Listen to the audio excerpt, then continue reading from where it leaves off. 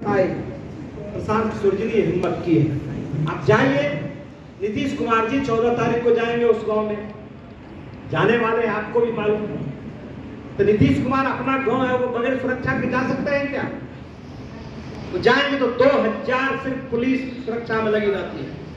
तेजस्वी यादव जी जाते हैं वहां राघोपुर, वहां 500 पैरामिलिट्री से लेकर पीएमपी से लेकर सारा लोग लगा रहता है। प्रशांत किशोर जी तो अकेले जाते हैं, उनके पार्टी के लोग, रामबली जी, मनोज भारती, सब लोग।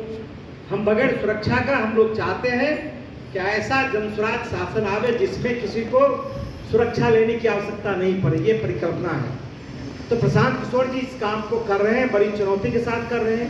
काम कठिन है लेकिन इस काम को कर रहे हैं। और अभी तो नीतीश कुमार का मैं एक चीज और बता देना चाहता हूँ, नीतीश कुमार पर व्यक्तिगत अभी तक भ्रष्टाचार का कोई आरोप नहीं लगा था, लेकिन अभी एक सप्ताह पहले जो एक बड़ी गिरफ्तारी हुई है और जो टेंडर घोटाला हुआ है, अब नीतीश जी के दामन पर एक बड़ा ये भी दाग लगा है कि बगैर रिश्वत का, लोग पहले बोलते थे नीतीश का अफसर भ्रष्ट थे, उनके इंजीनियर भ्रष्ट थे, उनके लीडर भ्रष्ट थे, लेकिन अब जो है, जो वो अखबार में या अन्य स्रोत से या ईडी के द्वारा जो जांच हुआ है उसमें स्पष्ट आया है कि भ्रष्टाचार बड़े पैमाने पर है और नीतीश कुमार का दामन अब साफ नहीं है।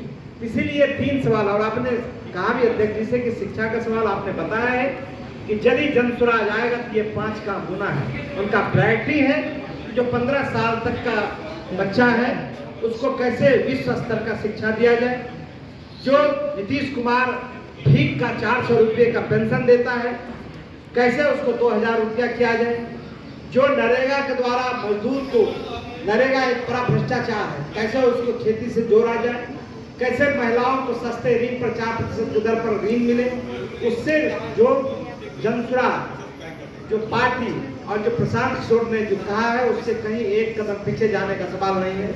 लेकिन हम 11 तारीख से यह अभियान शुरू कर रहे हैं। कल्याण बिघा से और पूरे पार्टी का टॉप लीडर प्रशांत किशोर जी के साथ प्रदेश अध्यक्ष, आप जितने लोग देख रहे हैं सब लोग रहेंगे। लेकिन उसके अलावा 11 तारीख को हर जिले में यह अभियान शुरू होगा। 2 महीने तक अध्यक्ष जी ने बताया है कि 2 महीने के बाद यह हस्ताक्षर अभियान जो आप देख रहे हैं, बदलाव का हस्ताक्षर, ये काट के हम लोग जो 3 चीज है, ये लालू, नीतीश और मोदी के विश्वासघात और भ्रष्ट सरकार के खिलाफ जन अभियान, ये फाड़ के हम लोग उनको दे देंगे जिनसे हस्ताक्षर करवाएंगे। और हस्ताक्षर का जो ऊपर में वो हम लोग रखेंगे। जब हम लोग राज्यपाल को ये सौंपने के लिए जाएंगे तो ये नहीं सौंपेंगे, हम उनको ज्ञापन देंगे। जो प्रदेश अध्यक्ष जी ने आपको बताया है, हम जब मानसून सत्र होगा तो 1 करोड़ जो हस्ताक्षर है 1000 लोग कंधे पर लेकर जाएंगे, विधानसभा उसमें चलेगा। सरकार से कहेंगे कि आपने जो 20 साल तक वादा किया है वो झूठा वादा है, यदि मेरा झूठा वादा है तो हम ये दे रहे हैं, आप इसकी जांच करवा लीजिए। जांच में यदि असत्य पावे तो आप मेरे ऊपर मुकदमा कीजिए, नहीं तो आप सत्ता में रहने की आपको कोई आवश्यकता नहीं है, आपको अब सत्ता को स्वयं परित्याग कर देना चाहिए। हमारा विवेक जी से एक सवाल है, डबल इंजन की सरकार है, आप एक ही इंजन पे प्रहार कर रहे हैं, दूसरा इंजन को छोड़ देते हैं। यहाँ जो भी सरकार है वो आप डबल इंजन संज्ञा दे दें, उसको विशेषण मान लें, लेकिन बात तो एक ही है। जो सरकार जनता के खिलाफ वादा खिलाफी करती है उसके लिए तो दोनों ही इक्वली जिम्मेवार हैं। और अगर हमने मुख्यमंत्री को ही इसके लिए जिम्मेदार बताया तो वो भी सोचने की बात है कि मुख्यमंत्री हैं कैसे, उनके पास कितनी सीट हैं जिनके लिए वो मुख्यमंत्री हैं, उनको मुख्यमंत्री बनाया किसने है, उनके ऊपर भी चोट है। अगर मुख्यमंत्री अपने पैरों पर खड़े होकर मुख्यमंत्री नहीं बन सकते हैं और गलती कर रहे हैं फिर भी उनको शाबाशी दी जा रही है तो चोट किस पर है, आप जरा सोच कर देखिए। इसके लाडले हैं।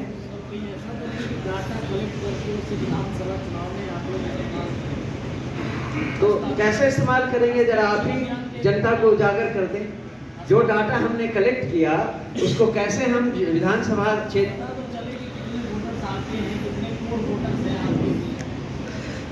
आप हम तो भी 1 करोड़ हस्ताक्षर के बारे में बात कर रहे हैं ना। आपको मालूम है कि जब हमारी पार्टी बनी थी 2 अक्टूबर को, तब हमारे संस्थापक सदस्यों की संख्या कितनी थी? 1 करोड़ 7 लाख। तो हम कहीं दूर नहीं जा रहे हैं, हम तो उनके पास ही जा रहे हैं जो हमारे साथ पहले से ही हैं। और ऐसा भी नहीं कह रहे हैं कि हम 7 करोड़ जो सारे वोटर्स हैं बिहार में उन सबका सिग्नेचर लाएंगे।